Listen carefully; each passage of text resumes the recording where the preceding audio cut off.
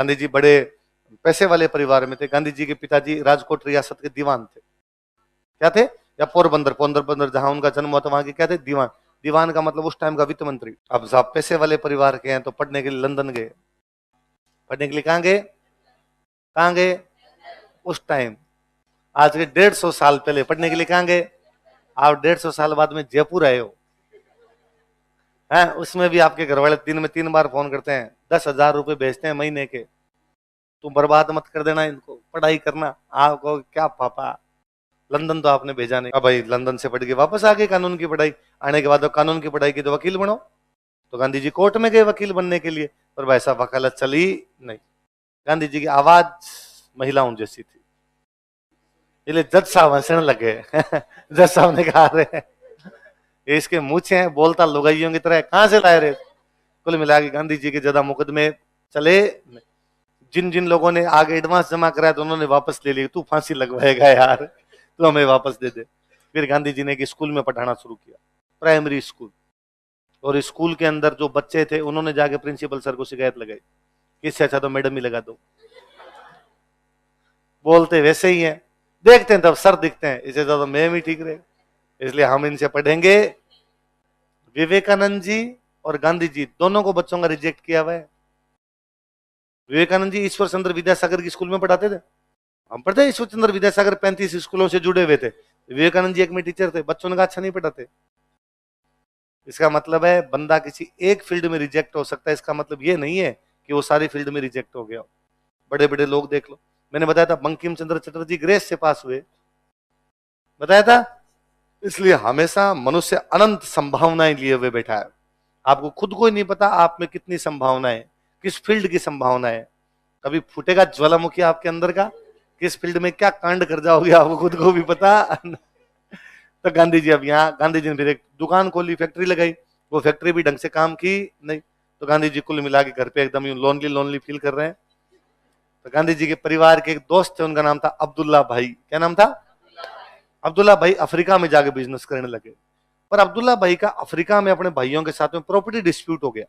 भाइयों भाइयों को प्रॉपर्टी डिस्प्यूट सामान्य बात है, महाभारत काल से चल रहा है भाई साहब। अभी भी गांव में अपना चाचा जी के साथ चल रहा है, कौरवों का पांडवों के साथ चल रहा था। गांव में तो कहते ही है कि भाइयों भाइयों के बीच में लड़ाई नहीं हो, ऐसा हो ही नहीं सकता। ये तो भाई साहब महाभारत से चल रही होती है। तो अब्दुल्ला भाई का परिवार रहता अफ्रीका, वहां पे उनके बीच प्रॉपर्टी को डिस्प्यूट हो गया। तो अफ्रीका के कोर्ट में मामला गया। अफ्रीका कोर्ट में मामला गया तो हाँ भाई दिखाओ तुम्हारे कागज। तो कागज दिखाए, कागज गुजराती में। कागज सारे किसमें? गुजराती के अंदर कागज। गुजराती अफ्रीका में किसी को पढ़नी नहीं है। इसलिए अब ऐसे आदमी की आवश्यकता थी जिसको गुजराती भी आए, इंग्लिश भी आए। क्योंकि जज को किसमें समझाना पड़ेगा? इंग्लिश। पढ़ना किसमें? गुजराती। समझाना किसमें? इसलिए अब्दुल्ला भाई इंडिया आए कि कोई ऐसा आदमी लेके जाएं जिसको गुजराती भी आती हो, इंग्लिश भी आती हो और लॉ भी आते हो। भाई जज के सामने लॉ भी आना चाहिए। गांधी तीनों में फिक्स बैठ रहे थे। बापू गुज्जू भाई है, गुजराती आती है, लंदन पढ़ के आए तो इंग्लिश आती है, कानून की पढ़ाई करके आए तो लॉ आती है। तो अब्दुल्ला भाई का मुकदमा लड़ने के लिए गांधी जी कहां चले गए? South Africa. अब गांधी जी वहां पता था, गांधी जी को पता था कि यदि मामला जज के सामने गया तो जज हंसने लग जाएगा। अपने वाली आवाज जिंदाबाद है। और गांधी जी, गुज्जू भाई तेज आदमी थे, एकदम गुजराती आदमी थे। गांधी जी ने अब्दुल्ला भाई के परिवार को बाहरी समझौता करवा दिया, अदालत से बाहरी। क्यों लड़ते हो भाई? भाई जमीन के लिए लड़ते हो, बैठो मैं बताता हूँ, इतनी जमीन तुम्हारी, इतनी जमीन तुम्हारी, इतनी जमीन, ये फैक्ट्री तुम्हारी, ये फैक्ट्री तुम्हारी। कुल मिला के अब्दुल्ला भाई का केस बाहरी क्या करवा दिया गया। पर इससे गांधी जी बड़े फेमस हुए।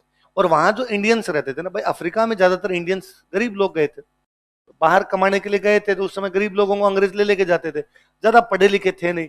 तो उनके कोई छोटे मोटे केस हो जाते तो उनके लड़ने वाला आदमी नहीं था।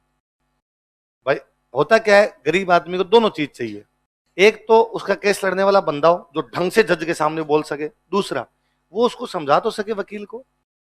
अभी तक अपने साथ दिक्कत है कि भाई अपने को जाके वकील करना है, अपने जाके वकील करना है तो वकील को अपनी भाषा में अपने समझा ही नहीं सकते, क्योंकि अपनी भाषा दूसरी, वकील साहब दूसरी भाषा के अंदर बोल रहे हैं। तो वहां गांधी जी बड़े पॉपुलर हो गए। तो गांधी जी की दुकानदारी ठीक चल गई। गांधी की दुकानदारी ठीक चल गई तो गांधी जी ने वहां पे 2 आश्रम चालू किए। कितने आश्रम चालू किए? फिर क्या, गांधी जी की जब वहां दुकानदारी थोड़ी ठीक जम गई, केस वेस आने लग गए, गांधी जी लोगों के छोटे मोटे काम करवाने लगे, कमाई वमाई होने लग गई। अब गांधी जी पैसे वाले आदमी है, कमाई भी हो रही है। तो एक दिन गांधी जी को ट्रेन में जाना तो गांधी जी ने टिकट खरीदी। तो ट्रेन में डिब्बे अलग होते, कालों का डिब्बा अलग, गोरों का डिब्बा। तो गांधी जी ने, गोरों की टिकट अलग होती, कालों की टिकट अलग होती। तो गांधी जी ने गोरों वाली टिकट मांगी। तो वो जो टिकट खिड़की वाला था उसने देखा कि काला है, टिकट मांग रहा है कौन सी। उसने कहा, ओए तेरा टिकट अलग है, कालों वाला टिकट है। गांधी जी ने कहा, मैं इतना काला नहीं हूं, ढंग से देख, क्योंकि साउथ अफ्रीका वाले काले तो अलग प्रकार के हैं ना। तो उसने बेचारे ने गोरों वाली टिकट दे दी। गांधी जी गोरों वाले डिब्बे में जाके बैठ गए। वहां गोरों ने कहा कि अरे भाई साहब किधर आ गए, ये डिब्बा आपका नहीं, आपका डिब्बा दूसरा। गांधी जी ने इंग्लिश बोली तो गोरों ने कहा, अरे काला होकर अंग्रेजी और बोल रहा है ये तो वहां पे गांधी जी की थोड़ी सी एंट्री हुई, तो गोरों ने धक्का देके नीचे। गांधी जी जेल गए, कोई मुकदमा हुआ, उस मुकदमे के अंदर गांधी जी भारतीयों की तरफ से जेल गए। जेल में गए तो फिर गांधी जी को कालों के साथ छोड़ा, वहां पे अफ्रीका वाले कालों के साथ रखा। गांधी जी ने फिर विरोध किया। गांधी जी ने कहा, मैं इतना काला नहीं हूं और मैं निकालो। हकीकत में गांधी जी ने वहां अफ्रीका वाले कालों का खूब विरोध किया। तो गांधी, अफ्रीका वाले काले अभी भी कहते हैं गांधी तो खुद रेसिस्ट था। गांधी तो खुद ही भाई साहब इस बात को मानते थे, रेसिस्ट थे वो पूरी तरीके से। पर धीरे धीरे गांधी जी की समझ में आई कि यार रंग की वजह से भी भेदभाव होता है। किसी की चमड़ी गोरी है इसका मतलब ये थोड़ी इंटेलिजेंट है, किसी की चमड़ी गोरी है इसका मतलब ये थोड़ी है वो किसी पे राज कर सकता है। मेरी चमड़ी दूसरे प्रकार की, इसका मतलब कोई भी मुझे कुछ भी कर देगा। तो गांधी जी ने वहां रंग भेद नीति के खिलाफ आंदोलन चलाया। किसी के खिलाफ? वहां फिर गांधी जी ने विरोध करना शुरू किया, अंग्रेजों का विरोध करना। गांधी जी क्या 1909 के आसपास में लंदन गए हुए थे। लंदन से साउथ अफ्रीका वापस जा रहे हैं जहाज पे, पानी वाले जहाज पे जाते। अब पानी वाले जहाज में जाने में 6-6 महीने लगते थे। तो गांधी जी टाइम पास के लिए खुद ही क्वेश्चन, खुद ही आंसर, खुद ही क्वेश्चन, खुद ही आंसर, जाते जाते बुक लिख गए। वो बुक कौन सी है उनकी? हिंद स्वराज। कौन सी है? हिंद। गांधी जी जब वहां साउथ अफ्रीका में रह रहे हैं तो वहां साउथ अफ्रीका के अंदर एक डच लोग रहते हैं, बोअर। कौन से? आप याद करो, मैंने लिखा था दक्षिण अफ्रीका में डच विद्रोह, बताया था। तो डच जो लोग हैं उनकी जाति कौन सी है? बोअर। तो वहां इन लोगों ने विद्रोह कर दिया, बोअर रिवोल्ट। कौन सा रिवोल्ट कर दिया? बोअर। एक वहां पे जनजाति है जुल्लू। साउथ अफ्रीका में एक ट्राइब है, ट्राइब का नाम क्या है? जुल्लू। इन जुल्लुओं ने विद्रोह कर दिया। अफ्रीका में राज किसका? अंग्रेजों का। पर अफ्रीका में कुछ डच फार्मर रहते हैं, उन डच फार्मर की जाति कौन सी है? बोअर। तो डच क्या हो गए? बोअर। तो उनका रिवोल्ट का नाम क्या हुआ? Boer revolt. वो इस बात से नाराज थे कि उनके इलाके में अंग्रेजों ने अंग्रेजी लागू कर दी। और उनका कहना था भाई हम अंग्रेजी क्यों पढ़े, हमारी भाषा क्या है? डच, इसलिए हम अंग्रेजी पढ़ेंगे नहीं। तो उन्होंने क्या कर दिया? आंदोलन। तो बोअर किसके खिलाफ आंदोलन कर रहे हैं? बोअर कौन थे? डच। कौन थे? डच। गांधी जी ने अंग्रेजों का साथ दिया। गांधी जी ने किसका साथ दिया? जुल्लू वहां की एक जनजाति है, अंग्रेजों से नाराज है, इसने विद्रोह किया। गांधी जी ने वापस अंग्रेजों का साथ दिया। किसका दिया? किसका? इसलिए अंग्रेजों ने गांधी जी को 2 मेडल दिए, बोअर मेडल और जुल्लू मेडल। कौन कौन से मेडल दिए? बोअर विद्रोह में साथ दिया इसलिए क्या मिला? Boer medal. और जुल्लू विद्रोह में साथ दिया इसलिए। अब गांधी जी ने अफ्रीका में कई साल तक वहां रहे। फिर फाइनली गांधी जी ने कहा कि नहीं, देश पुकार रहा है, अपने को वापस देश चलना चाहिए। 9 जनवरी 1915। कब गांधी जी भारत आए?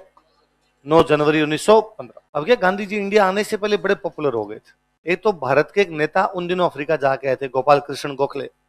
कौन जाके आए थे? गोखले मिले थे वहां पे गांधी जी को, गांधी जी से मिले थे। और गोखले ने देखा कि यार जलवा बंदे का, अफ्रीका के अंदर गांधी गांधी हो रही है। तो गोखले ने आके कहा था कि यार एक लड़का अफ्रीका में क्या शानदार बोलता है, क्या गजब बातें कहता है, लॉजिक के साथ में बातें कहता है, और अफ्रीका में तबाही मचा रखी है अंग्रेजों के खिलाफ, और वो अब इंडिया आएगा। इसलिए जब पता चला लोगों को गांधी जी आए तो लोग मिलने गए थे सामने, सारे के सारे नेता यूं दंडवत होते, अरे गांधी जी आए, गांधी जी आए। सब नेताओं ने जाके धोख लगाई, गांधी जी धोख, गांधी जी धोख। एक नेता ने जाके हाथ मिलाया कि हेलो मिस्टर गांधी, मोहम्मद अली जिन्ना। कौन? गांधी जी ने देखा, अच्छा तो हाथ मिलाएगा, गांधी जी नहीं बोलेगा, मिस्टर गांधी बोल रहा है मेरे को, तेरे को देखता हूँ भाई साहब। मैं जिन्ना को सल्टा ही दिया था बाद में गांधी जी ने। तो गांधी जी भारत कब आए? 9 जनवरी 1900। आते ही कांग्रेस गांधी जी करे, कांग्रेस ज्वाइन कर लो, मुस्लिम लीग वाले करे, मुस्लिम लीग ज्वाइन कर लो, वो दूसरी पार्टियां करे, हमें ज्वाइन कर लो। गांधी जी ने कहा नहीं, 1 साल में भारत घूमूंगा, 1 साल तक मैं कहीं भी जाऊंगा। तो शुरुआत में तो गांधी जी, मैं भारत को जानना चाहता हूँ, भारत को देखना चाहता हूँ, भारत को घूमना चाहता हूँ, भारत के लोगों की समस्याएं पता चलेगी तभी तो आंदोलन करूंगा, मुझे तो भारत की समस्याएं नहीं पता है। फिर गांधी जी पहली बार पब्लिकली किसी कार्यक्रम में भाग लेते हैं, वो है बीएचयू का उद्घाटन समारोह। किसका? 1916 में बीएचयू बना। तो बीएचयू के उद्घाटन समारोह में, बीएचयू की जो इनॉग्रेशन सेरेमनी थी उसमें गांधी जी ने भाषण दिया था। वो गांधी जी की फर्स्ट पब्लिक अपीयरेंस थी। उससे पहले गांधी जी का भारत में कोई भाषण नहीं। तो गांधी जी ने क्या, राजाओं के खिलाफ बोलना शुरू किया था। बीएचयू का सारा पैसा राजाओं का दिया हुआ है। बीएचयू बनाने में राजाओं ने बड़ा पैसा दिया। गांधी जी ने राजाओं के खिलाफ बोला, फिर गांधी जी का माइक छीन के बिठाया था, बैठो। लोग उठ उठ के जाने लगे थे, कहां से लाया रहा इसको, ये हमारे खिलाफ बोल रहा है। फिर मदन मोहन मालवीय रहा, उन्होंने कहा बस बस हो गया भाषण, ताली बजा दो, ताली बजा दो। गांव में अपना सीधा सिस्टम होता है, किसी के भाषण से बोर हो रहे हैं तो क्या बजा दो, तालियां बजा दो। पर कईयों को तो भाई साहब समझ में नहीं आता कि जनता बोर हो रही है, कितनी तालियां बजाओ, वो लगा ही रहता है। अरे बैठ जा यार, तालियां इसलिए बजाई थी कि अब तेरा भाषण सुनना। तो गांधी जी को तालियां बिठा बुठू दिया, गांधी जी को ज्यादा बोलने वहां पर दिया। तो गांधी जी का पहला जो सार्वजनिक भाषण है वो कौन सा है, बीएच। उन दिनों चल रहा फर्स्ट वर्ल्ड वॉर, 14 में फर्स्ट वर्ल्ड वॉर शुरू हो गया था। गांधी जी गांव गांव घूम रहे हैं, गांधी जी गांव गांव घूम घूम के युवाओं को कह रहे थे, अरे 16 साल के एकदम जवान मोटार टाबर हो, क्या कर रहे हो गांव में, अंग्रेजों की तरफ से जाके लड़ो, जर्मनी के खिलाफ जाके लड़ो। तो फर्स्ट वर्ल्ड वॉर में भी गांधी जी ने किसका साथ दिया, अंग्रेजों। युवाओं को भारतीय सेना के अंदर क्या करवाया, शामिल। इसलिए जैसे ही गांधी जी किसी गांव में जाते, युवा कहते कि भर्ती करवाने के लिए आगे, क्या करने आगे, रिक्रूटमेंट सार्जेंट, भर्ती करने वाला सार्जेंट। सार्जेंट फौज में एक अधिकारी होता है, और सार्जेंट का काम होता था रिक्रूटमेंट करनी, भर्ती करना। अंग्रेज राजी हुए, अंग्रेजों ने गांधी जी को फिर एक टाइटल दिया, कैसरे हिंद। कौन सा टाइटल दिया, जर्मन वर्ड है कैसर, इसका मतलब होता है राजा। क्या मतलब होता है, अब उल्टा पढ़ो, हिंदुस्तान का राजा। तो कैसर हिंद का मतलब क्या होता है, हिंदुस्तान का सम्राट, हिंदुस्तान का राजा। एक साल घूम घाम के उन्होंने अपने 1916 में एक आश्रम बनाया, साबरमती आश्रम। कौन सा, साबरमती नदी कहां पर, आपके अहमदाबाद। तो आश्रम कहां बनाया गया, अहमदाबाद। चंपारण बिहार में एक जगह पड़ती है, कहां पड़ता है, बिहार। वहां के किसान नील की खेती करते, किसकी खेती, नील। और अंग्रेजों के साथ उन्होंने कॉन्ट्रैक्ट साइन कर रखा था कि हमारी जमीन का जितना भी भाग है उसमें 3/20 पर नील की खेती करेंगे। कितने भाग पे, किसकी खेती करेंगे, 3/20 भाग पे करते, इसलिए उसको बोलते तिनकठिया। क्या बोलते, इंडिगो एग्रीकल्चर। जैसे मान लो एक खेत है, खेत के 20 हिस्से हैं, 20 में से 3 हिस्से में क्या करनी पड़ेगी, नील। बाकी 17 में तुम तुम्हारी चावल बो और जो भी बोना है वो बो, लेकिन 3 हिस्से में क्या करनी पड़ेगी। ऐसा अंग्रेजों ने कॉन्ट्रैक्ट साइन करवा रखा था कि भाई जितना भी खेत है उस खेत के 3/20 भाग में क्या करना पड़ेगा, और कोई भी कॉन्ट्रैक्ट को तोड़ नहीं सकता, और यदि कॉन्ट्रैक्ट तोड़ता है तो आपको क्या देना पड़ेगा, जुर्माना। अब शुरुआत में अंग्रेजों ने रुपए ठीक दिए थे, रुपए ठीक दिए, इस चक्कर में लोगों ने कॉन्ट्रैक्ट तो कर लिए, लेकिन धीरे धीरे लोगों को समझ में आई कि जिन 3 भाग में नील की खेती की जाती है वो 2-3 साल बाद बंजर हो जाते हैं। 2-3 साल बाद वो इतने अनफर्टाइल हो जाते हैं कि उस जमीन के अंदर न तो अब नील की खेती होगी, न उसके अंदर दूसरी कोई होगी, पूरी जमीन ही क्या होगी, खराब। तो अब अगले 3 भाग में करो। अंग्रेजों को तो 3/10-20 में करके देने, अगले 3 में करो, 2-4 साल में अगले 3 बर्बाद। तो अब किसानों ने काम की नील की खेती करेंगे नहीं, तो अंग्रेजों का जुर्माने दो। कॉन्ट्रैक्ट साइन है, कॉन्ट्रैक्ट में लिखा होगा कि यदि कोई कॉन्ट्रैक्ट को तोड़ेगा तो उसको क्या देना पड़ेगा, जुर्मान।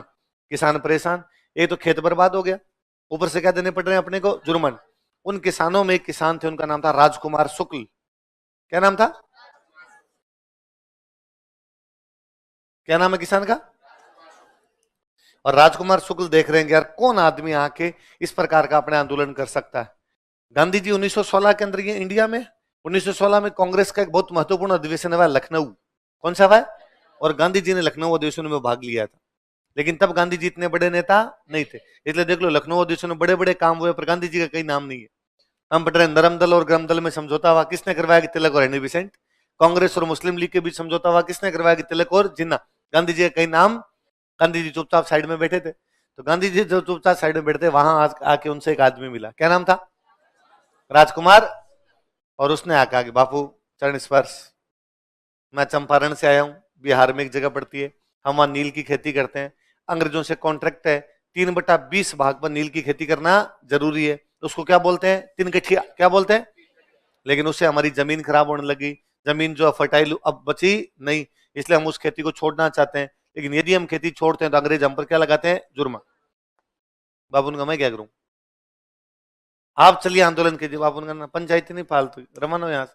कुल मिला के बापू ने राजकुमार शुक्ल को वहां लखनऊ के अंदर भाव, पर राजकुमार शुक्ल भी जुझारू आदमी, बापू के पीछे पीछे अहमदाबाद आ गया। तो बापू का आश्रम कहाँ, साबरमती आश्रम कहाँ पे, अहमदाबाद आ गया। बापू ऐसे मत करो, चंपारण चलो। तो फिर बापू को लगा यार फाइनली अब चंपारण चलना चाहिए। तो बापू कहाँ गए, चंपारण। तो उनका देश में पहला कोई आंदोलन है तो वो कौन सा है, कौन से किसानों के लिए, नील के किसानों। कौन सी प्रथा के खिलाफ, कौन बुला के लेके गया, आप गांधी जी गए, किसानों की मीटिंग ली कि भाई बताओ तुम्हारी क्या समस्या है। किसानों का सर समस्या ये है कि अंग्रेजों का यदि कॉन्ट्रैक्ट तोड़ते हैं तो अंग्रेज हम पे क्या लगाते हैं, जुर्माना। डबल मार है सर, एक तो हम मर गए कि हमारी जमीन खराब हो गई, एक मर रहे हैं कि हमें क्या देने पड़ रहे हैं, जुर्माना। अंग्रेजों का पहले मैं पता लगाऊंगा समस्या है या नहीं। अब गांधी जी हर गांव में जाते, इस गांव में गए, एक डायरी और पेन लेके गए, साथ में 3-4 अपने आनिए बानिए लिए, एकदम चले लिए, और एक एक गांव में जाकर पूछा, हाँ भाई कितने बीघा जमीन है? उसने कहा भाई इतनी जमीन है। नील की खेती कितने में होती है? इतने में होती है। कितना जुर्माना दिया? इतना दिया। गांधी जी ने एक एक का लिखना शुरू किया, और किसानों का चिंता मत करो, जुर्माना दिलाऊंगा, पूरा जुर्माना दिलाऊंगा। ये बात पता चली चंपारण के मजिस्ट्रेट को। किसको? चंपारण के मजिस्ट्रेट को। मजिस्ट्रेट को पता चली कि कोई मोहनदास करमचंद गांधी नाम का आदमी है, और गांव गांव में घूम रहा है, और किसानों को कहता है कि मैं तुम्हारे जुर्माने वापस से दिलवा दूंगा। इसका मतलब किसानों को भड़का रहा है कि अपने आंदोलन करेंगे, जुर्माने तुम्हें क्या मिल जाएंगे? वापस। और चंपारण के मजिस्ट्रेट ने एक ऑर्डर जारी किया कि मोहनदास करमचंद गांधी, तुम जो कोई भी हो, आज शाम 5 बजे से पहले पहले चंपारण छोड़ के बाहर निकल जाना, वरना गिरफ्तार कर लिए जाओगे। गांधी जी के पास लेटर गया, गांधी जी ने पढ़ा, लेटर पढ़ के वापस लेटर लिख के दिया कि तुम मुझे गिरफ्तार कर सकते हो, मैं चंपारण छोड़कर कहीं नहीं जाऊंगा। यह अंग्रेजों के लिए एक बहुत बड़ा झटका था। इससे पहले भारत में इस प्रकार का नेता ही नहीं था। इससे पहले भारत में 2 नेता थे, या तो नरम दल और या गरम दल। नरम दल वालों को तो नोटिस देने की जरूरत ही नहीं थी, क्योंकि तो बापड़े खुद ही मानते थे कि अंग्रेज न्यायप्रिय लोग हैं, और अंग्रेजों का शासन भारत के लिए क्या है? देवीय वरदान। इसलिए वो आंदोलन करते नहीं थे। तो उनको तो वो तो एप्लीकेशन दे के, तो उसमें क्या कहते सर काम हो तो ठीक है, नहीं हो तो भी कोई बात है। बाद में गरम दल वाले आए थे, गरम दल वालों के खिलाफ इसे नोटिस जारी भी होते। मान लो तिलक को कभी कहा गया कि शाम को 5 बजे से पहले पहले इस जगह को छोड़ देना, तो तिलक हल्ला तो मचाते, नहीं छोड़ूंगा, ये क्या तरीका, ऐसे कैसे छुड़वा दोगे, क्या कर लोगे, नहीं छोड़ूंगा तो, पर चले जाते थे, छोड़ दिया करते थे। तिलक रुकते वहां पे नहीं। गांधी है जो कर नहीं जा रहा, अंग्रेज फंस गए। यदि गिरफ्तार करे तो गांधी के शांतिपूर्ण ढंग से एक आदमी घूम रहा था, पकड़ लिया गया, इसका मतलब अंग्रेज सरकार निकम्मी है, क्रूर है और निरंकुश है, मोनार्क बन रही है अंग्रेज सरकार, तानाशाह है। और यदि ना पकड़े तो गांधी किसानों को भड़का दे। फाइनली अंग्रेजों ने गांधी को बुलाया कि क्या चाहिए? गांधी ने कहा जुर्माने वापस। तो अंग्रेजों ने कहा चलो एक समिति बनाते हैं, और समिति बताएगी कि जुर्माने देने हैं कि नहीं देने। और उस समिति का सदस्य बनाया गया गांधी जी को। आप एक नोटिस कीजिए, आंदोलन करने वाला आदमी सरकार की समिति का सदस्य है। आप कभी नोटिस करना कि मान लो आज कोई आंदोलन करो, कि जैसे आरक्षण के आंदोलन चलते रहते, मतलब किसी समाज ने आरक्षण का आंदोलन किया, तो सरकार कहती है हम एक समिति का गठन करेंगे। समिति में सरकार के लोग होंगे, वो इनसे पूछ लेंगे तुमसे क्या क्या बातें, लेकिन तुम समिति में कैसे आ सकते हो? फिर तो समिति में तुम ही आ रहे हो, फिर तो तुम ही बता रहे हो क्या करना है क्या नहीं करना है, फिर सरकार की आवश्यकता है क्या? लेकिन गांधी कमेटी का मेंबर है, गांधी जी कमेटी के मेंबर बने, और गांधी जी किसानों को कहा कि चिंता मत करो, तुम्हारा भाई मेंबर है, अब पूरे के पूरे जुर्माने वापस मिलेंगे। अंदर गए, अंदर जाके गांधी जी ने, अंग्रेजों ने गांधी जी कहा कि बी प्रैक्टिकल बापू, पूरा जुर्माना कैसे मिल सकता है वापस? कॉन्ट्रैक्ट है, और कॉन्ट्रैक्ट में लिखा हुआ है कि जुर्माने देने पड़ेंगे। गांधी जी ने कहा कुछ तो दो, देखो मैंने आंदोलन किया है। तो अंग्रेजों ने कहा 25% जुर्माना वापस दे देंगे। कितना? गांधी जी वापस आए, और गांधी जी ने कहा जीत गए, जीत गए, विक्ट्री साइन करते हुए नारे लगा दो एक बार, किसान एकता जिंदाबाद। किसानों ने नारे लगा दिए, किसान एकता जिंदाबाद। और गांधी जी ने कहा पूरा 25% जुर्माना लेके आए हूं। किसानों ने कहा बाबू प्लीज प्लीज ये लास्ट वाली लाइन रिपीट करना, कितना जुर्माना है? गांधी जी ने कहा 25%। बाबू बात तो पूरे की भी थी। गांधी जी ने कहा देखो पैसा हाथ का मेल है, आता रहता है जाता रहता, तुम तो ये बताओ हार किसकी हुई है? पहली बार किसानों के सामने अंग्रेज झुके कि नहीं झुके? किसानों ने कहा। पहली बार अंग्रेजों को जुर्माने वापस देने पर मजबूर होना पड़ा कि नहीं पड़ा? किसानों ने कहा। तो पैसा क्या कभी कमा लेंगे, लगाओ किसान एकता जिंदाबाद। किसान ने वापस नारे लगा। तो हम कहते गांधी जी का आंदोलन क्या रहा? सफल रहा। गांधी जी को महात्मा किसने कहा? रविंद्रनाथ टैगोर। रविंद्रनाथ टैगोर को गुरुदेव किसने कहा? एक दूसरे को दिल्ली। आप मेरे को आके सर आप बहुत अच्छा पढ़ाते, मैं अरे अरे तुम कितने अच्छे स्टूडेंट हो यार तो मैं भी राजीर, आप भी राजी, तो दोनों हो गए थे। उन्होंने कहा अरे थैंक यू यार बापू, आप तो महात्मा हो, संत आदमी हो, जिन्होंने किसानों को कितना जुर्माना वापस दिलवाया। गांधी जी के एक दोस्त है, दोस्त का नाम है अंबालाल साराभाई। क्या नाम है? विक्रम साराभाई का नाम सुना है? कौन थे विक्रम साराभाई? नाम सुना तो बताओ। वैज्ञानिक थे, सिंपल इतना तो बोल सकते हो। अपने देश के बहुत बड़े साइंटिस्ट थे उनके पापा। विक्रम साराभाई के जो पापा, उनका नाम क्या है? अंबालाल। अंबालाल साराभाई गांधी जी के बहुत अच्छे दोस्त हैं। इवन साबरमती आश्रम बनाने के लिए गांधी जी को फंडिंग यदि किसी बंदे ने की थी तो वो कौन थे? मील है इनकी, पैसे वाले आदमी थे, मील थे इनकी, इन और भले आदमी एकदम। उन दिनों गुजरात में फैला हुआ था प्लेग। एक रोग होता है, चूहों से होने वाली एक बीमारी होती है, कौन सी होती है? प्लेग। तो गुजरात में प्लेग फैला हुआ, तो प्लेग में लोग मर रहे थे ज्यादा, तो दवाइयां वगैरह लेनी पड़ेगी। तो भला आदमी है, भले आदमी ने कहा भाई मेरी मील में जितने मजदूर करते काम करते हैं इनको मैं प्लेग भत्ता दूंगा। क्या दूंगा भाई? मैं ये कह दूंगी भाई मेरी फैक्ट्री में जितने काम करते हैं उनकी तनख्वाह तो 2,000 रुपए है, पर उनको या 10,000 रुपए तनख्वाह है, पर हर महीने के 1,000 रुपए एक्स्ट्रा मिलेंगे। किस बात के? प्लेग भत्ता। क्या मिलेगा? प्लेग अलाउंस मिलेगा। अलाउंस तो समझते हो, बत्ते बत्ते जो होते हैं, अलाउंस मिलेगा, प्लेग अलाउंस। भाई प्लेग चल रहा है, खर्चा ज्यादा हो रहा है, तो मैं तुम्हें अलाउंस दे दूंगा अलग से। अब ये क्यों दिया जा रहा है अलाउंस?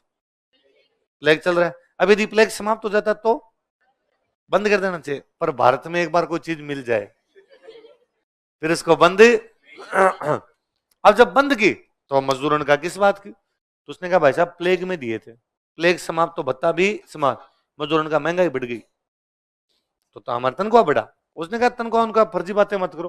तो मजदूरों ने कहा हम हड़ताल करेंगे। तो मजदूरों ने क्या कर दी? हड़ताल। कि हमें क्या चाहिए?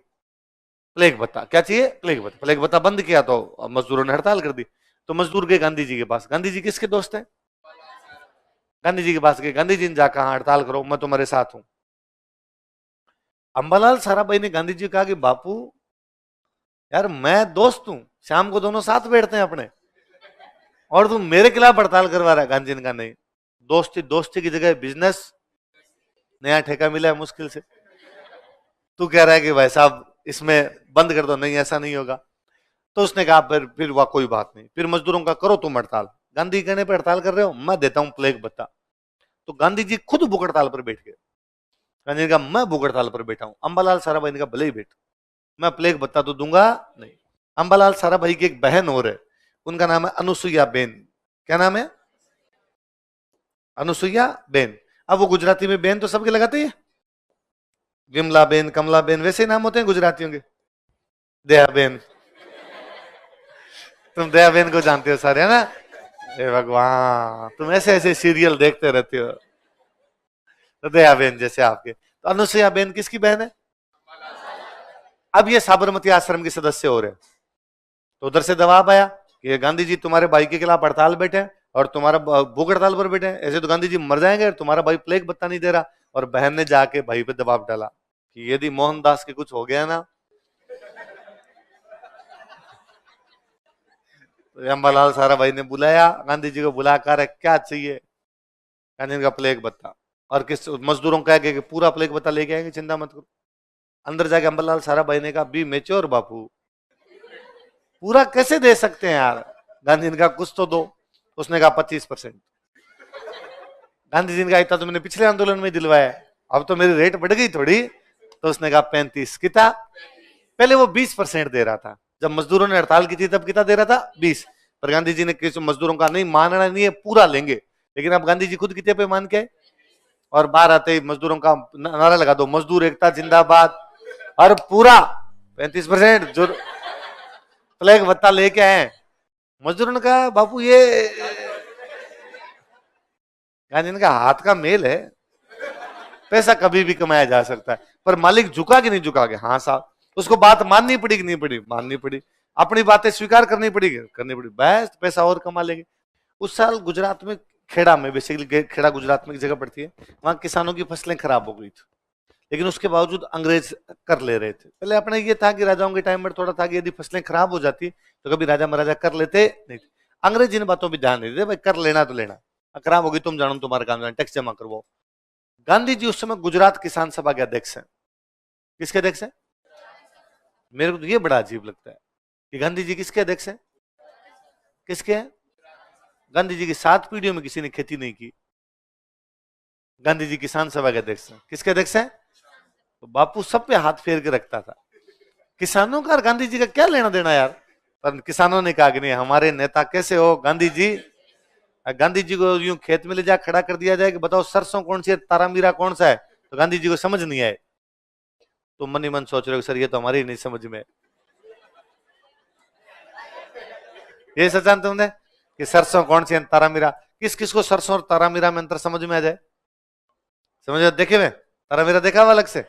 चलो बाकियों का तुम सारे अमीर हो, ये चेहरे देख लो, और अमीरों के सबके अपने को रुपए वगैरह जब भी चाहिए अमीर दोस्तों से लेने, सारे अंबालाल सारा भाई है। तो गांधी जी गुजरात किसान सभा के अध्यक्ष है, तो गांधी जी को जाना पड़ा किसानों का आंदोलन है, और गांधी जी ने जाकर किसानों का कि अपने टैक्स जमा ही नहीं करवाना। अंग्रेज कर ले रहे हैं, फसलें खराब है फिर भी अंग्रेज कर ले रहे हैं, कर मत करवाओ जमा। अंग्रेजों को पता चला कि यहाँ पर कौन आ गए, गांधी जी, और गांधी जी आकर रहे कर जमा करवाना। अंग्रेजों ने अपने अधिकारियों को कहा कि जो दे उससे ले लो, जो नहीं दे उससे, क्योंकि जबरदस्ती लेंगे ये फिर आंदोलन करेगा, फिर ये 45% ले जाएगा। 25-35 तो कर चुका है, आपकी बार कितना करेगा। आपने जो दे उससे ले लो, और जो नहीं दे उससे। और भारत में किसी को ये पता चला जाए कि दें तो भी ठीक, नहीं दे तो कोई भी जमा करवाएगा। तो किसानों ने कर जमा करवाया, गांधी जी का जीत गए। कुल मिला के गांधी जी ने शुरू में भारत में 3 आंदोलन किए। कौन कौन से? चंपारण, अहमदाबाद और खेड़ा। छोटे छोटे, चंपारण में नील के किसान, अहमदाबाद में मिल के मजदूर और प्लेग बत्ते के कारण, और खेड़ा के अंदर लैंड रेवेन्यू के खिलाफ। और गांधी जी के तीनों आंदोलन क्या हो गए? सफल। अब गांधी जी का दिल मांगे मोर, कुछ बड़ा करते हैं अब। और गांधी जी मौका ढूंढ रहे थे, कोई बड़ा ठेका मिल जाए, कोई बड़ा ठेका मिल जाए, और अंग्रेज खुद ही एक मौका दे गए। अंग्रेजों ने 1919 में एक एक्ट पारित कर दिया, रोलेट एक्ट। कौन सा कर दिया? कौन सा एक्ट? उस एक्ट का नाम रोलेट एक्ट इसलिए है क्योंकि उस एक्ट को बनाने के लिए पहले एक समिति बनाई गई थी, है ना, एक कमेटी बनाई। उस कमेटी का अध्यक्ष था सर सिडनी रोलेट। कौन था? तो सर सिडनी रोलेट की अध्यक्षता में एक सेडिशन समिति क्या बनाएगी? षड्यंत्र, षड्यंत्र मतलब षड्यंत्र, राजद्रोह टाइप का, मतलब सरकार के खिलाफ कुछ भी जो करते हो आप उसको क्या बोलते हो? सेडिशन। तो अंग्रेजों को लगता था कि यार ये क्रांतिकारी टाइप के लोग हैं, ये हमारे खिलाफ राजद्रोह करेंगे। तो अंग्रेजों ने कमेटी बनाई, सेडिशन समिति। क्या बनाई? कि बताओ भाई, राजद्रोह यदि हो जाए तो उस मामले में क्या किया जाए। इस मामले में सर सिडनी रोलेट की अध्यक्षता में कमेटी बनी। उस कमेटी ने 2 एक्ट पास किए। कितने एक्ट? उन दोनों एक्ट को एक साथ अपने बोलते हैं रोलेट एक्ट। क्या बोलते हैं? क्यों बोलते हैं रोलेट एक्ट? क्योंकि जिस समिति की सिफारिश पर हुआ उस समिति का नाम क्या था? Sir Sydney Rowlatt committee. कौन सी कमेटी? सेडिशन के लिए बनी थी, इसलिए कमेटी का एक और नाम क्या है? Sedition committee. क्या था? तो सेडिशन का मतलब है मैं आपके खिलाफ कुछ ना कुछ कॉन्स्पिरेंसी कर रहा हूं, मैं आपके खिलाफ कुछ बड़ा करने वाला हूं। तो एक्ट में कहा गया यदि आपको लगे कि कोई आपके खिलाफ बड़ा करने वाला, उठा लो। शक के आधार पर, डाउट के बिहाफ पर किसी भी व्यक्ति को गिरफ्तार, ना अपील, ना वकील, ना दलील। ना तुम अपील कर सकते हो, ना वकील बुला सकते हो, ना दलील। पॉलिटी हुई ना आपके? पॉलिटी में आपने पढ़े होंगे पोटा, टाडा, इस प्रकार की चीज पढ़ी थी। रासुका, ऐसा कोई एक्ट नहीं पढ़ा। पॉलिटी में आपने इस प्रकार की बात नहीं पढ़ी कि आप भी अपने भारत में से कोई कानून है कि किसी भी आदमी को शक के आधार पर गिरफ्तार किया जा सकता है? उसमें कोई कानूनों के नाम नहीं पढ़े? ऐसे नहीं, ऐसे ना है, नहीं लिखवाया। तो क्या किया? तो कौन सा आर्टिकल ये कहता है, मेरे को बताओ देखिए, कौन से आर्टिकल में ऐसा है कि ऐसे किसी को भी आप गिरफ्तार कर सकते हो? निवारक निरोध कानून, अनुच्छेद 20 में क्या कहा हुआ है? अनुच्छेद 20 क्या कहता है?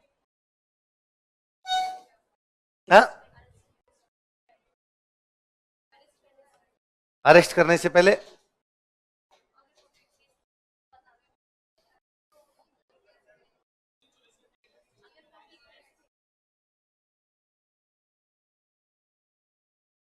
चौबीस घंटे के भीतर भीतर मजिस्ट्रेट के सामने ले जाना पड़ेगा।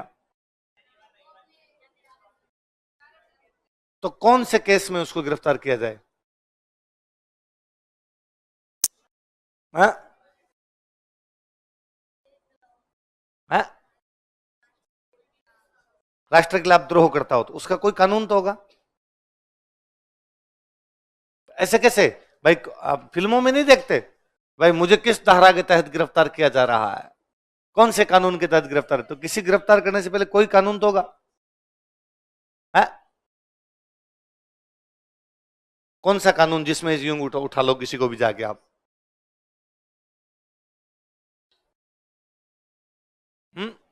तुम्हारा खुद का ध्यान नहीं गया, मान लो सर ने नहीं लिखवाया, तुम्हारा ध्यान नहीं गया, ऐसे कैसे किसी को कैसे उठा लाएंगे? है? आप कहते था याद कर लो, आपने याद कर लिया। किस अनुच्छेद में? क्या अनुच्छेद के तहत किसी को उठाते हैं? पुलिस की धाराएं अनुच्छेद होती है, पुलिस तो धाराओं में काम करती है। ये धारा लगा दी, 302 लगा दी, 307 लगा दी, 151 लगा दी, ऐसी धाराएं लगती है ना।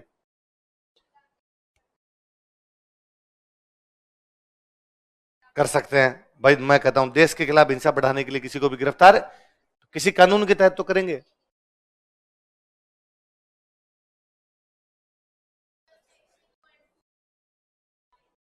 हाँ, 124 आईपीसी वो तो राजद्रोह हो गया, उसके अलावा और कोई नहीं किया जा सकता।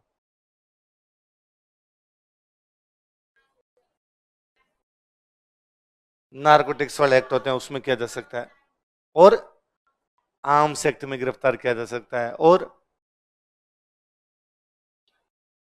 राष्ट्रीय सुरक्षा कानून एनएसए लगाया जा सकता है किसी पे, और हाँ यूएपीए, तो ये क्या है फिर, नहीं लिखवाए,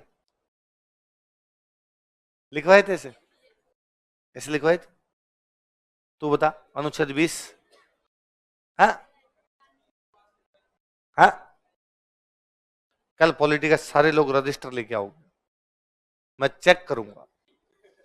क्या बात करते हो यार, इतने फेमस कानून, संजय दत्त को सजा इस कानून में हुई थी। संजय दत्त के खिलाफ जो केस चले थे वो टाडा, टाडा लगा था, टाडा संजय दत्त पे क्या लगा था, टाडा। बाद में वाजपेयी गवर्नमेंट उस टाइम आया था, पोटा। ये तो बड़े फेमस कानून रहे थे उसमें प्रिवेंशन करने के लिए कि आप किसी को पहले ही आप कार्रवाई से कैसे रोक सकते हो। वैसे अंग्रेजों के टाइम में जो एक्ट था वो कौन सा था, रॉलेट एक्ट, कौन सा था। गोली मारो फालतू में, तुम्हारा दिमाग फट के बाहर आ जाएगा।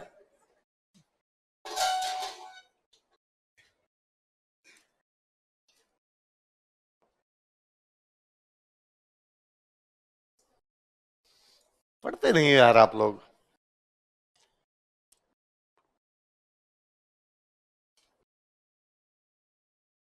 तो सर ने जब पढ़ाई तो सर ने ये नहीं कहा था कि बैरेक्ट पढ़ना है साथ साथ में।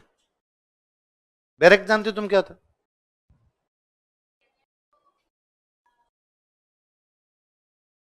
हाँ तो वो पढ़ा तुमने, है सर ने कहा था लाना है, तुमने लो कर रखा है। अच्छा, तभी वैसा हमें लगा, अरे यार बड़ा सर ये हमें लगा तुम पुलिस वाली हो, अभी गिरफ्तार कर सकती हो किसी को। कौन सा ईयर है तुम्हारे लो में, है आज 4th ईयर लो कर रही हो, तुम्हारा कौन सा ईयर है उसमें अभी। अच्छा 5 ईयर लो है, उसमें तुम्हारा 4th ईयर चल रहा है, मतलब तुम वकील होने वाली हो। है बाद में क्या करोगे आगे, 5 ईयर होने के बाद। 5 ईयर लो वाले इधर आईएएस में कम आते हैं, तुम क्यों आई है। मेरा केस लड़ लेगी, तू मेरे क्या अपराध करवा रहा है मेरे से। तुझे लग रहा है कि मैं पक्का अपराधी बनूंगा, शक्ल से तेरे को लग रहा है कि सर एक आधा तो सल्टा ही दोगे आप किसी ना, है ना। ये अपनी क्लास की तो आपका तो फ्री में लड़ लेगी। नहीं मैं ऐसा कोई काम नहीं करूंगा वैसा। चल हाँ? इसको थप्पड़ मारने का अपराध। 9 अप्रैल को पंजाब में 2 नेता गिरफ्तार कर लिए गए। एक नेता का नाम है डॉक्टर सतपाल, क्या नाम है, एक नेता का नाम है सैफुद्दीन कुचलू। तो इनके जो सपोर्टर थे उन्होंने विरोध किया, तो 10 अप्रैल को उन्होंने एक जुलूस निकाला। क्या निकाला जुलूस निकल गया पूरा। जुलूस से जब लड़के वापस आ रहे थे, यंग यंग लड़के गए वे जुलूस के अंदर, तो 5 गोरे लड़के सामने से आ रहे थे, और गोरों को देखते गए यही है वो जो हमारे देश में शोषण करते हैं।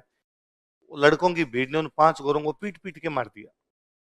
तो अंग्रेजों का इसका मतलब हालत खराब है, ये सामान्य प्रशासन से पंजाब को संभाला नहीं जा सकता, तो पंजाब में सैनिक शासन लगाओ। क्या लगाओ, मार्शल लॉ। पढ़ा होगा आपने।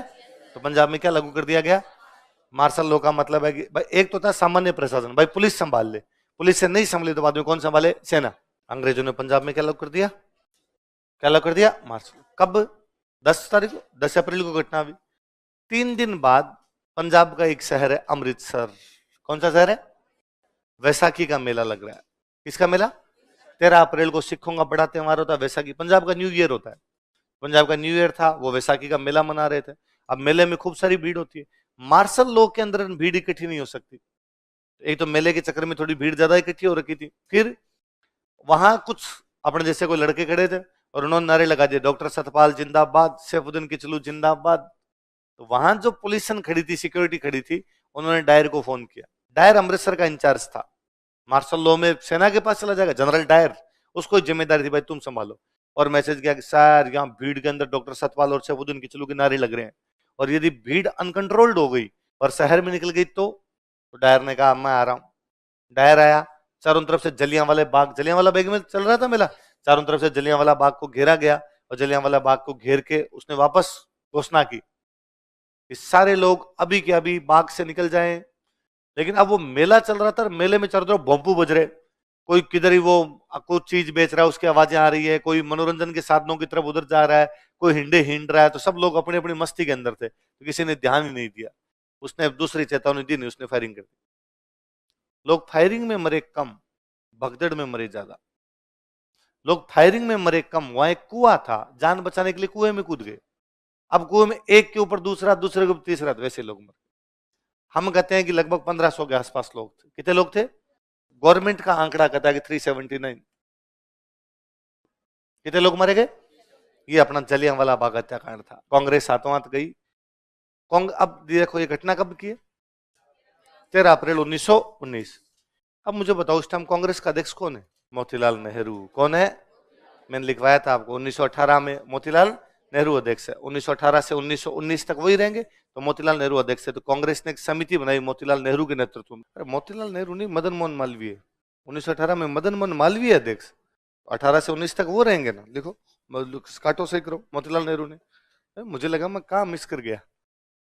मैंने आपका लिखवाया बात लिखवाया तो मेरा यही है। अरे मैंने बताया था मोतीलाल नेहरू 4 अधिवेशनों में अध्यक्ष बने थे, 9, 18, 32 और 33। 18 दिसंबर में अध्यक्ष बने, अगला 19 दिसंबर में आएगा। बीच में घटना कब होगी? अप्रैल। मदन मोहन मालवीय, याद रहेगी बात अब तो। अब सरकार पे दबाव पड़ा, सरकार ने भी समिति बनाई, हंटर कमेटी। इस समिति में 3 भारतीय सदस्य थे, चिमनलाल सीतलवाड़, जगत नारायण और सुल्तान अहमद। क्या क्या नाम दो रहा था? अहमद, है ना। खूब थे। अंग्रेज थे 4, रेनकिन था, स्मिथ था, बेरो था, राइस था। 5 अंग्रेज थे, 3 ये थे।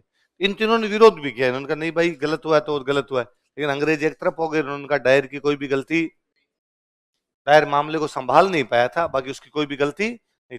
तो इस समिति ने डायर को क्या दे दिया? दोष मुक्त। तो गांधी जी ने इसकी रिपोर्ट के बारे में कहा था कि पन्ने दर पन्ने निर्लज लिपापोती। सुनना देखो।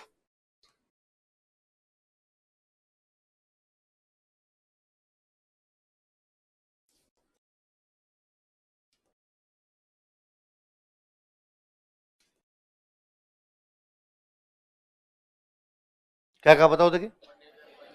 पन्ने दर पन्ने निर्लज लिपापोती। पन्ने दर पन्ने समझ गए? हर पेज के ऊपर निर्लज मतलब शर्मनाक तरीके से, शर्म भी आई, कोई लज्जा इनको आई नहीं। लिपापोती मतलब व्हाइट वॉश, चीजों को ढकने का प्रयास किया गया। किसी भी पन्ने पे ढंग की बात लिखी नहीं, सब जगह घुमा फिरा के डायर को निर्दोष बताने का काम किया गया। ब्रिटेन की जो संसद है उसका हाउस ऑफ लॉर्ड्स है, हाउस 2 होते हैं वहां पे, एक हाउस ऑफ कॉमन्स और एक हाउस ऑफ लॉर्ड। उन्होंने बुलाया डायर को बुला के उन्होंने सम्मानित किया, स्वॉर्ड ऑफ ऑनर दिया था उसको। क्या दिया था? Sword of honour. शाबाश, वेरी गुड। कितने सल्ट आ गया यार। ये देखो बड़ी अजीब सी बात, आप लिखो फिर मैं समझाऊंगा। पंजाब की जो गुरुद्वारा प्रबंधक कमेटी थी ना, जो गुरुद्वारों का मैनेजमेंट करने वाली कमेटी थी, उसने डायर को सिंह की उपाधि दी थी। किसकी उपाधि दी? और उसे स्वरूपा भेंट किया। क्या भेंट किया? जो सर पर ओप जाए, एक मुकुट हुआ करता, उसको क्या बोलते? सरोपा। ये बड़ा अजीब लगता है कि वो तो सिखों को तो मार रहा है, और पंजाब की गुरुद्वारा प्रबंधक कमेटी उसको क्या दे रही है? सिंह की उपाधि, और क्या भेंट कर रही है उसको? सरोपा। हम आगे पढ़ेंगे। इसी तरह में पंजाब में एक आंदोलन चल रहा था, अकाली आंदोलन। कौन सा? पंजाब में जब सिख धर्म आ गया था, सिखों के जो बड़े बड़े गुरुद्वारे हैं उनको बोलते हैं अकाल तख्त। क्या बोलते हैं? उन अकाल तख्त के अंदर जो पूजा पाठ करने वाले लोग होते हैं, पुजारी बोलते हैं, पुजारी। पुजारी के लिए एक शब्द और होता है महंत, महंत बोलते हैं। तो वहां जो महंत है उनको बोलते थे उदासी महंत। क्या बोलते? वो उदासी महंत और सिखों में आपस में बनती नहीं थी, क्योंकि उदासी महंत है वो सिखों की तरह बाल वगैरह नहीं रखते थे, सिखों वाले क्रियाकलाप करते नहीं थे। पुजारी वो है जो बाल नहीं रखते, मानने वाले वो हैं जो केस वगैरह रखते हैं। इसलिए सिख ये कह रहे थे कि उदासी महंतों को हटाया जाए और हमारे अंदर से यहाँ पर क्या बनाया जाना चाहिए? महंत। इसलिए सिख अकाली आंदोलन चला रहे हैं। क्या चला रहे हैं? अकाल तख्त को उदासी महंतों से मुक्त करवाएंगे, इसलिए आंदोलन कौन सा चल रहा है? अकाली। इनमें आपस में बढ़ नहीं रही है।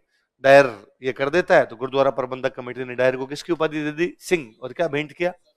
आगे हम अलग से पढ़ेंगे अकाली आंदोलन, तब याद रह जाएगा। उसी आंदोलन से एक पार्टी निकली पंजाब में, आज भी पार्टी अकाली पार्टी, अभी पंजाब में पार्टी अकाली पार्टी है ना। अकाली पार्टी गवर्नमेंट वगैरह बनती तो अकाली पार्टी इस आंदोलन से बाद में निकल के आई थी। इस टाइम पंजाब का गवर्नर हुआ करता था, उस गवर्नर का नाम था माइकल ओ डायर। क्या नाम था? हर राज्य के अंदर गवर्नर हुआ करते, तो पंजाब का जो गवर्नर था उसका नाम था माइकल ओ डायर। क्या नाम है बताओ देखिए। इसने भी समर्थन, देखो दो अलग अलग डायर है, वो तो जनरल डायर है और इसका नाम क्या है? वो तो एक फौज का अधिकारी है, जनरल है। ये पंजाब का गवर्नर है। जैसे राज्यपाल होता है, आज मुख्यमंत्री होता है, वैसे उस टाइम क्या हुआ करते हैं? गवर्नर। जैसे मैंने बोलते भारत में एक गवर्नर जनरल होता है, फिर बॉम्बे, मद्रास, पंजाब, इन सब में क्या होते हैं? गवर्नर। उस हत्याकांड में एक लड़के के मम्मी पापा शहीद हुए थे। वो लड़का बड़ा हुआ, बड़ा होने के बाद लंदन गया। लंदन उसने कहा बताओ रे डायर कहाँ पे? और एक दिन उसको बताया गया कि ये है, क्या नाम है बोलो? माइकल। उसने कहा ओ डायर है, उसने मार दिया। तो सरदार उधम सिंह, क्या नाम था?